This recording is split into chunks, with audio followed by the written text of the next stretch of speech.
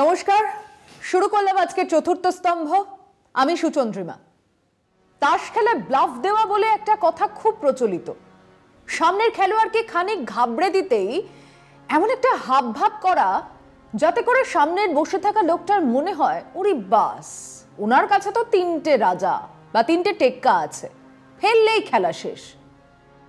এটা খুব শক্ত ব্যাপার, কিন্তু কেউ কেউ পারে। সমস্যা হলো কয়েকবার ব্লাফ দেবার পরে সামনের লোকটা জেনে যায় ব্লাফ দিচ্ছে, সে আর কেয়ার করে না। তো আমাদের মোদিজি সেই তাসুরের মতো পাকাপোক্ত ব্লাফবাজ। নির্বাচন আসছে, এবার মানুষ প্রশ্ন করবে, ভাই কি কি হলো?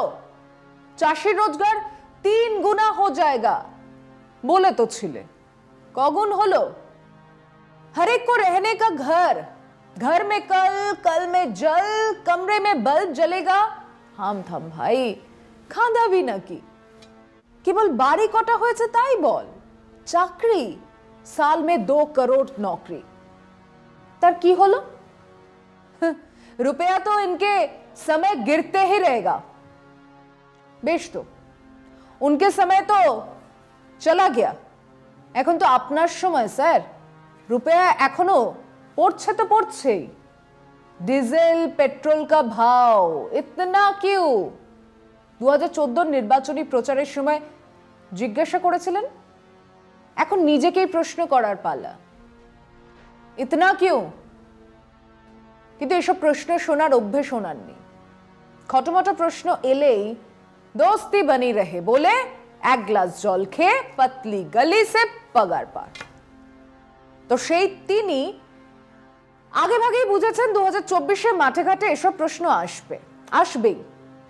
মানুষ জানতে চাইবে চাকরির কথা, কৃষকের আয়ের কথা, জল ইলেকট্রিসিটির কথা। অতএব উনি আগে থেকেই অন্য খেলায় নেমে গেছেন। ধর্মকে ব্যবহার করে মানুষকে বিভাজিত করো, তারপর শাসন করো।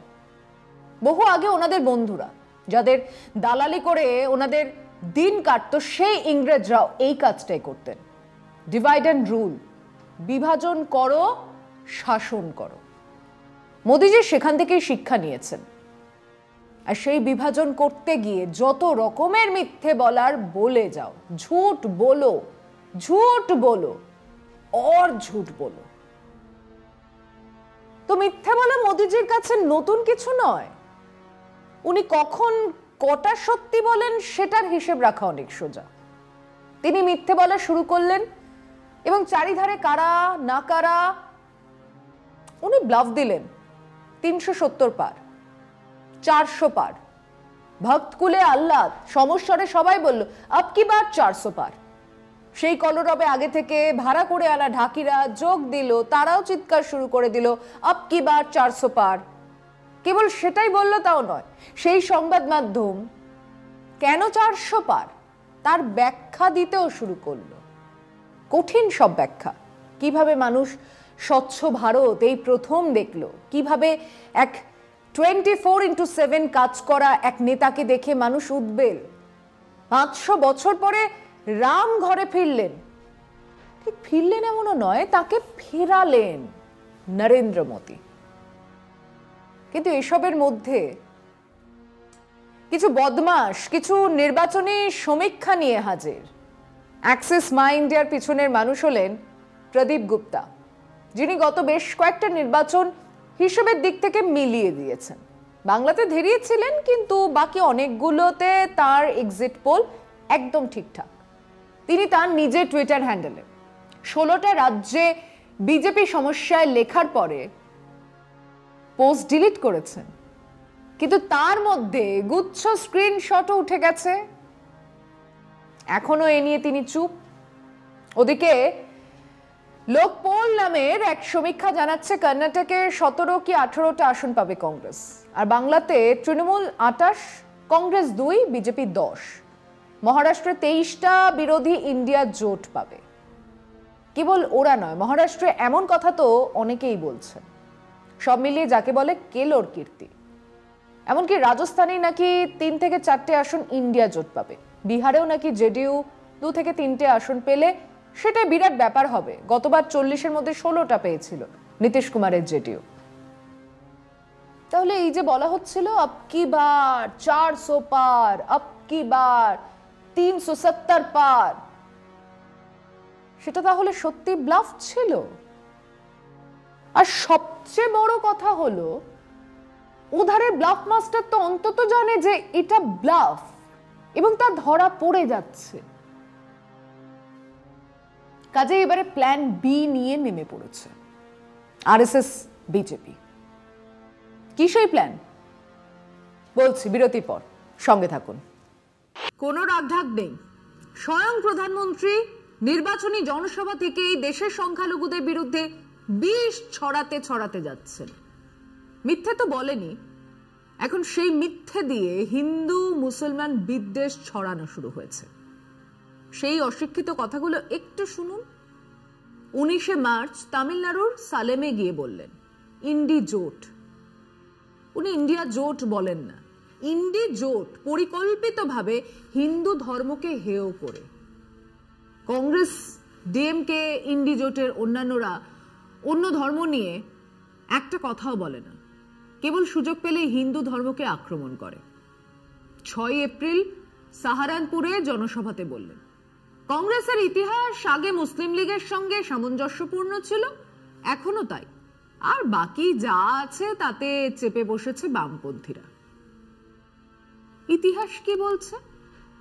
1940-এ নেতাজি হিন্দু মহাসভা, যার নেতা আজকের বিজেপির বাংলার আইকন, তাদের আদর্শ শ্যামাপ্রসাদ মুখোপাধ্যায় সম্পর্কে বা মুসলিম লীগ সম্পর্কে কি বলছেন?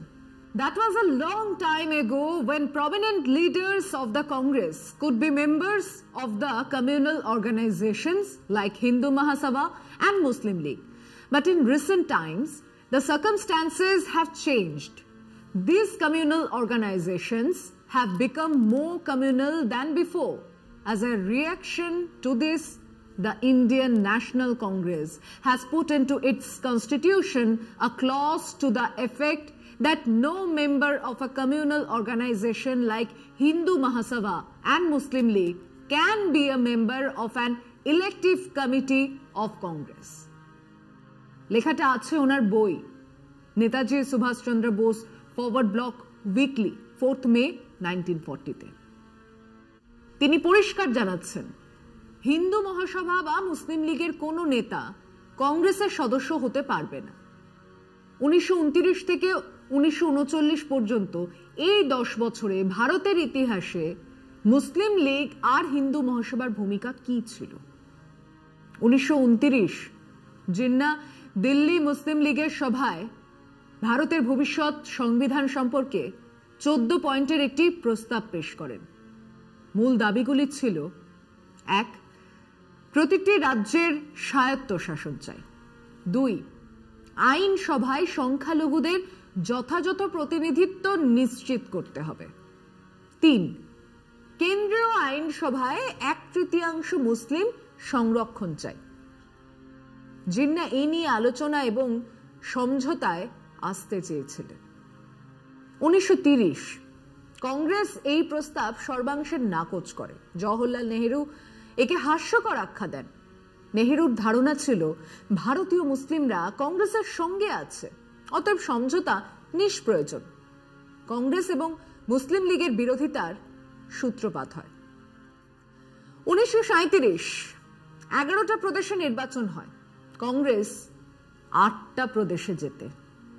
বাংলা, পাঞ্জাব, সিন্ধু প্রদেশে হারে। মুসলিম লীগ ভোট এবং আসন সংখ্যায় সব মিলিয়ে দ্বিতীয় বৃহত্তম দল হয়, কিন্তু একটিও প্রদেশ তাদের হাতে ছিল না। কংগ্রেস সাফ জানিয়ে দিয়েছিল কংগ্রেসের সঙ্গে মুসলিম লীগের কোথাও কোনো সমঝোতা হবে না।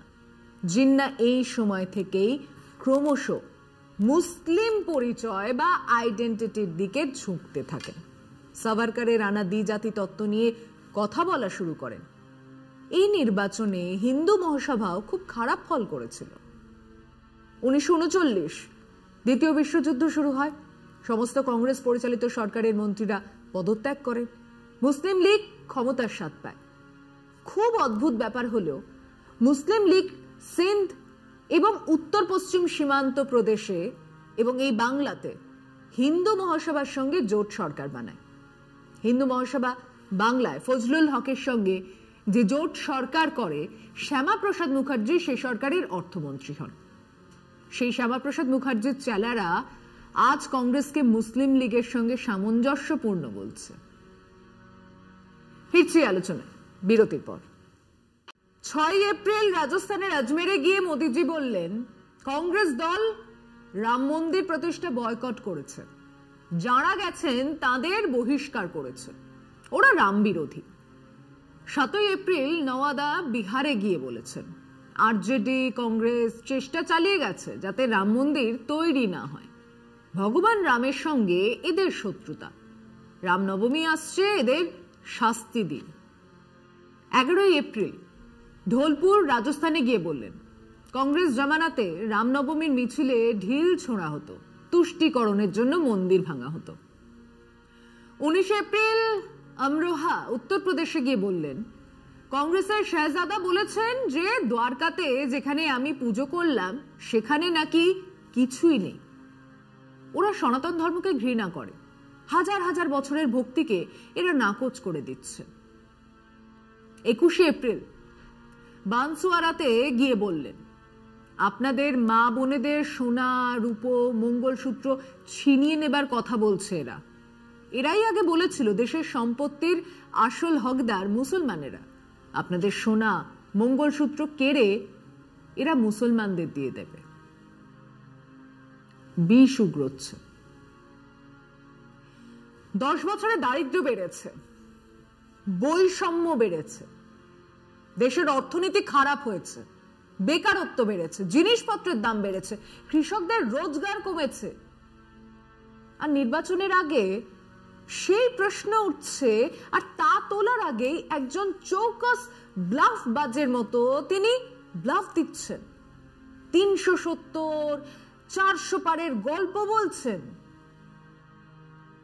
বাস্তবে চাকা ঘুরছে, খেলা ঘুরছে, ওনার ব্লাফ ধরা পড়ে যাচ্ছে।